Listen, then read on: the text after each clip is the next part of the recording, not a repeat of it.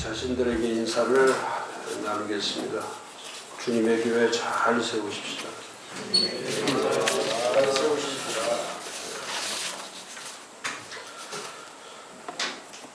첫 번째, 세상의 흐름을 파악하고 세상의 흐름을 명확하게 알고 파악하는 관점을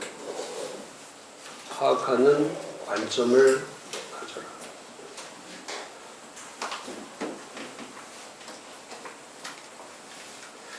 두 가지를 아는 게 필요하죠.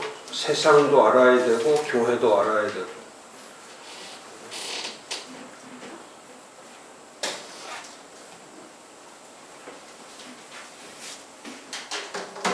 답은 그거죠. 답은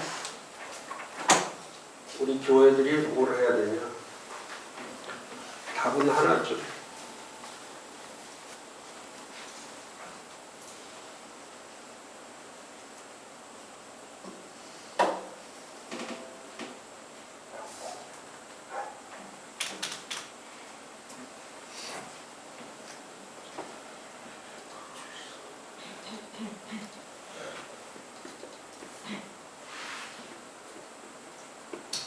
하나님을 찾는 길.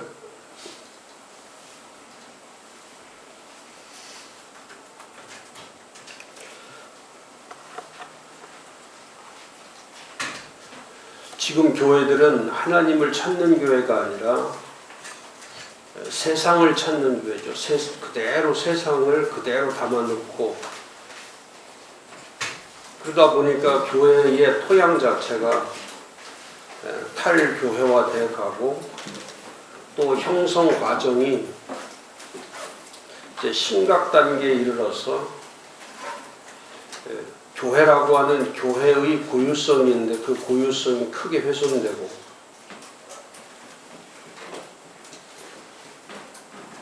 지금은 오늘 강의도 그런 말씀들이 많이 나오지만은 진정으로 교회에 하나님이 계신가? 이제 그런 근본적인 질문이 필요한 거죠. 우리 교회에 진정으로 하나님이 계신가? 지금 한국 교회에 하나님이 계신가? 하나님이 계시면은 회복 가능하지만 이렇게 회복 불능의 상태가 된다는 것은 뭐냐면 하나님과 너무 멀어진다는 거예요. 그래서 물론 세상도 알아야 되지만 지금 좀 더 이 팬데믹이 장기화로 가면서 발생되는 한국교회 내부에 심화된 세력화 논쟁 이런 것들이 제가 볼 때는 이제 코로나가 8개월, 9개월 이렇게 장기화되니까 이제 교회가 전체적으로 지금 잘못 가고 있죠. 이번에 총회들을 보니까 이게 총회가 아니죠. 이제 한국 교회는 이번에 합동이나 통합식 이렇게 총회 그런 광경을 보면서 이제 그 목사들이 모여서 뭐를 한다는 거는 별 의미가 없다. 이제 이런 생각을 제가 많이 갖게 되었죠.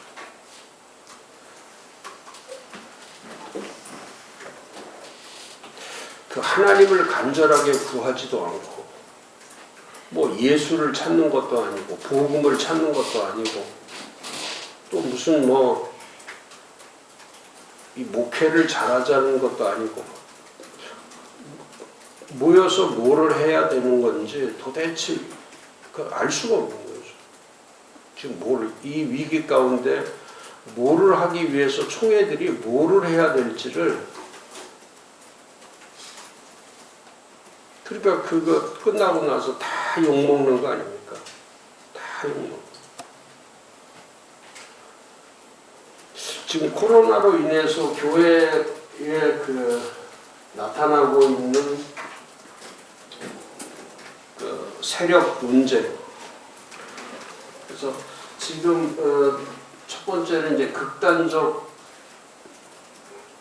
옹호자, 극단적인 옹호자, extreme defender들, 극단적 옹호자. 이 극단적 옹호자는 무조건 자신들의 신념과 주장을, 그러니까 자신이 가지고 있는 신념, 또 자기의 주장들을 편파적이며 독선적으로 밀어붙이는 거죠.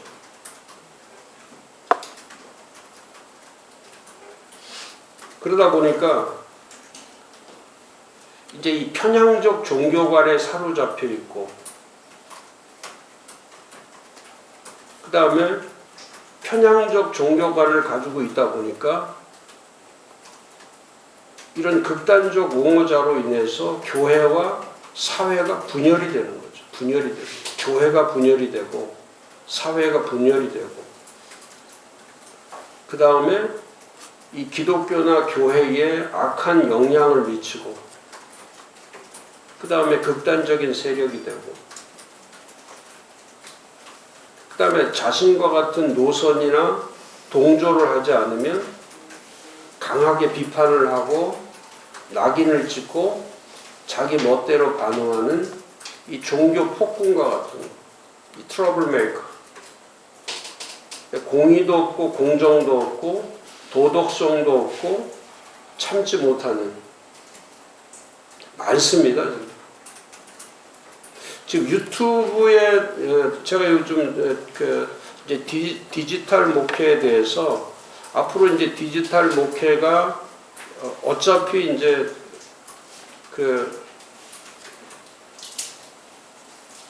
활성화되어 갈 수밖에 없는데, 그 디지털 목회의 대체적인 어디언스, 그걸 하고 있는 관중들, 청중들이나 그걸 하고 있는 그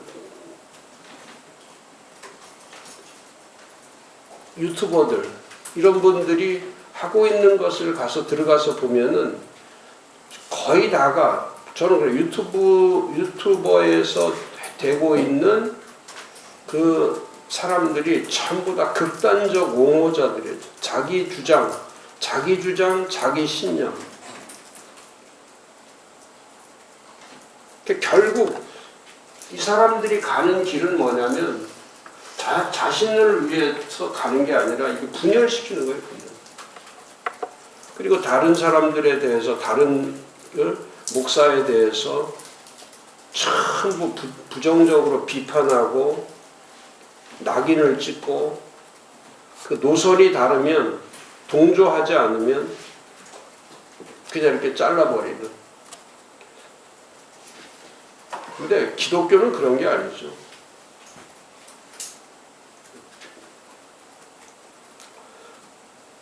예수님은 이 땅에 오셔서 이렇게 극단적인 모습을 보이는 게 아니라 언제나 예수님은 피스메이커죠. 트러블 메이커가 아니라, 트러블을 일으키는 분이 아니라 언제나 피스메이커. 화해자이죠, 화해자. 그게 필요한 거죠.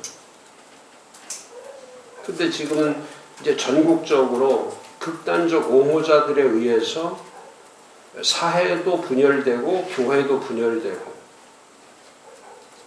그래서 결국 악의 영향을 끼치는 거예요. 목사님들도 조심해야 될 것이, 신념을 강조하면 안 돼요. 우리는 신념 때문에 기독교 관을 가지고 가는 게 아니라 진리예요, 진리. 진리를 따라가는 거예요, 진리를 따라. 우리는 사상주의자가 아닙니다. 이데올로기주의자가 아니에요. 그냥 자기 주장과 사상에 의해서 끌려가는 게 아닙니다. 철저하게 우리 자신들이 우리의 정체성을 다시 찾아야 돼요. 그 다음에 또 지금 많은 부류가 이 지상합리주의자. 엄청 많죠, 지상합리주의자.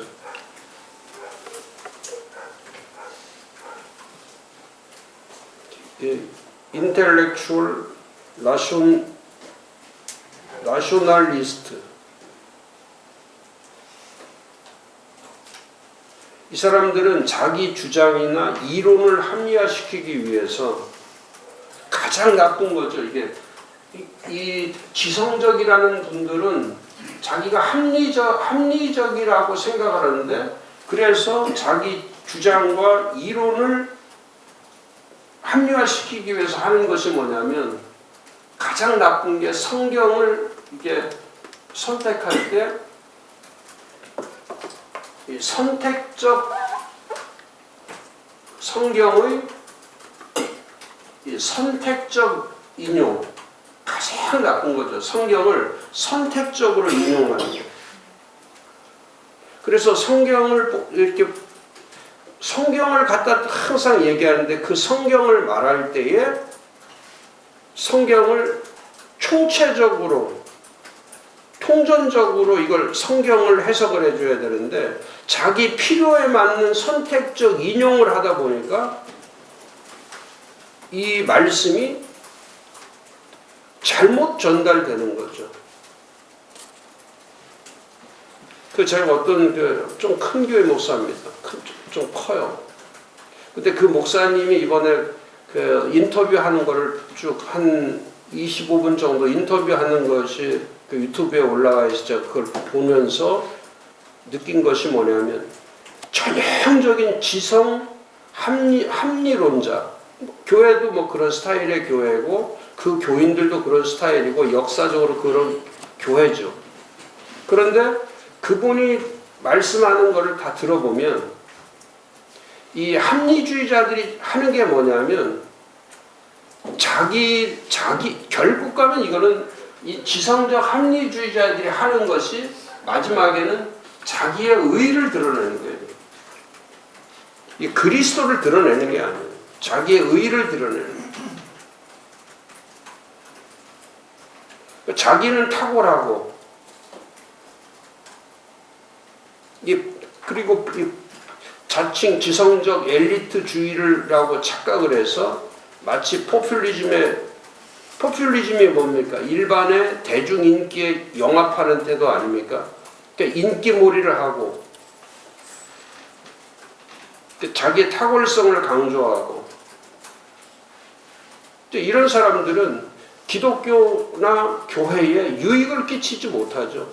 자기를 드러내는 사람이 어떻게 유익을 끼칩니까?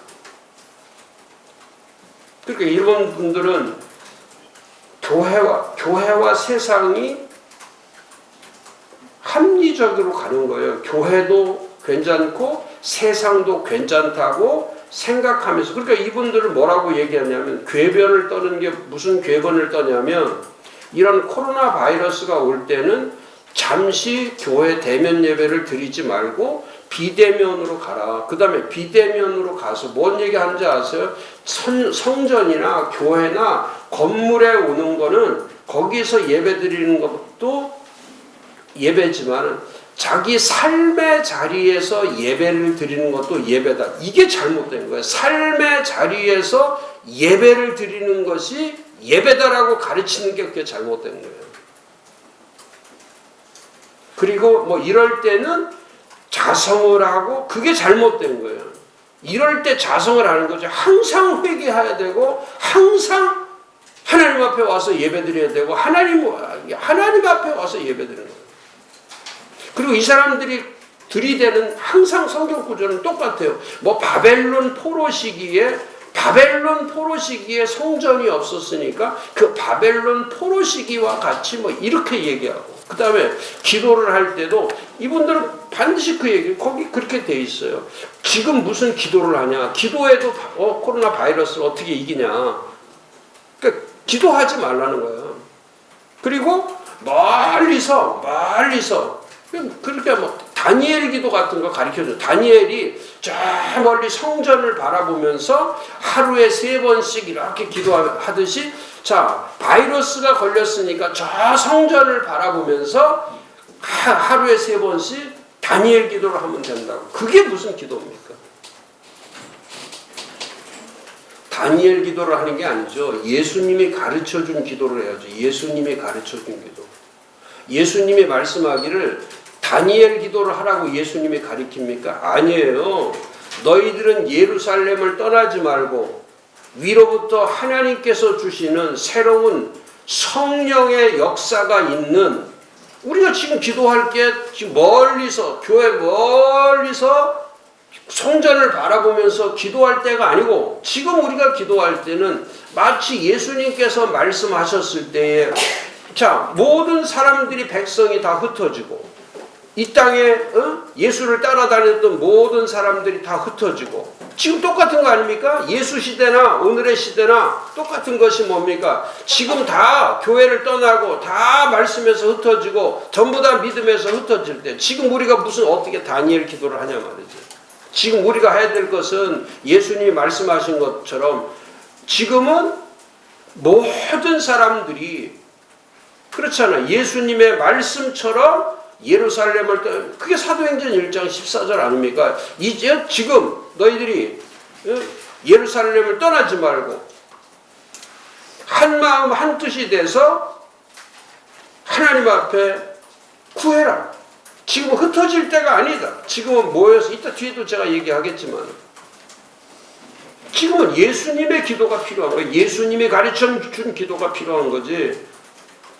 지금 무슨 다니엘 기도, 엘리야의 기도, 무슨 호렙산 기도, 갈멜산 기도, 겟세마네 산, 그게 뭐가 중요합니까?